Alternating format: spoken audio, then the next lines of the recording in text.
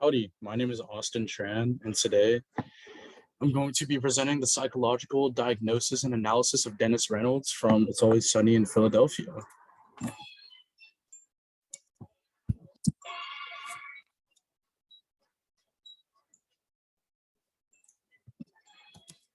So, for the overview of the show, it's an American sitcom, first aired in 2005. It currently has 15 seasons, and it's still running to this day.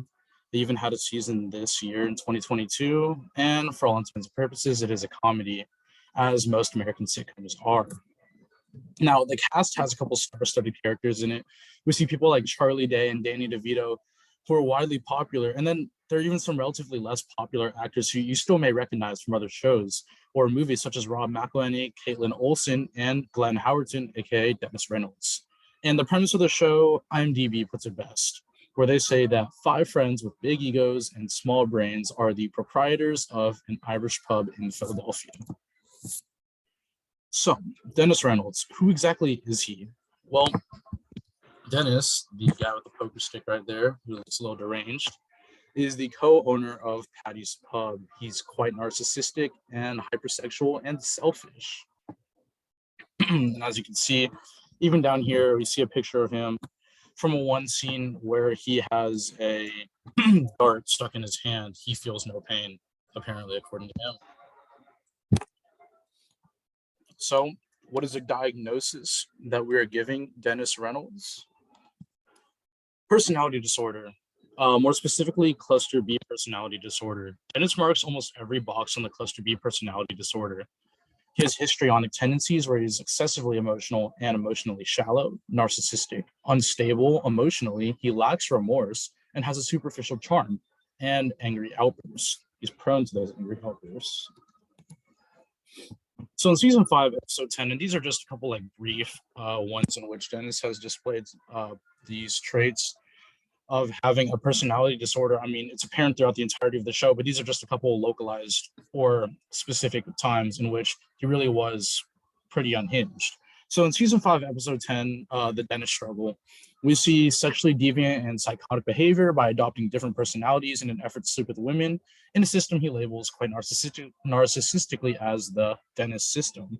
In season 6, episode 1, entitled Mac Fights Gay Marriage, Dennis says he starts to have feelings again. This is very uncharacteristic of a normal human, as most people, and Mac puts it in that episode, we have feelings every single day. In season 6, episode 3, called The Gang Buys a Boat, there's more sexually deviant behavior and psychopathy as a result of him and the rest of them buying a boat, in which he tries to lure women to the boat in order to sleep with them, and a move he calls the implication. In season 10, episode 6, entitled The Gang Misses the Boat, he starts to refer to himself quite often as the golden god and immortal, quite narcissistic once again, and in season 11, episode 5, he becomes more unhinged and has violent outbursts as a result of moving to the suburbs. So, the least evident symptom that we see for this cluster B personality disorder for Dennis are borderline outbursts. While Dennis does often have intense and unstable outbursts, he rarely shows signs of impulsivity and suicidal tendencies. The recommended treatment for these are the DBT and the CBT treatment. DBT being dialectical behavior therapy, where you teach new skills and encourage change, and this may be in individual or group sessions. CBT, or cognitive behavioral therapy, focuses on problem solving and teaching the skills to identify problematic thoughts and beliefs. However, what would the treatment effect be on Dennis Reynolds or the character? Pretty negative. The proposed treatments would most likely go over very poorly because, once again, he's narcissistic. He thinks nothing's wrong with him, and he will not admit self-fault. The only real hindrance to any of those treatments are on Dennis would be himself, because his narcissism and his tendency to not find fault within himself.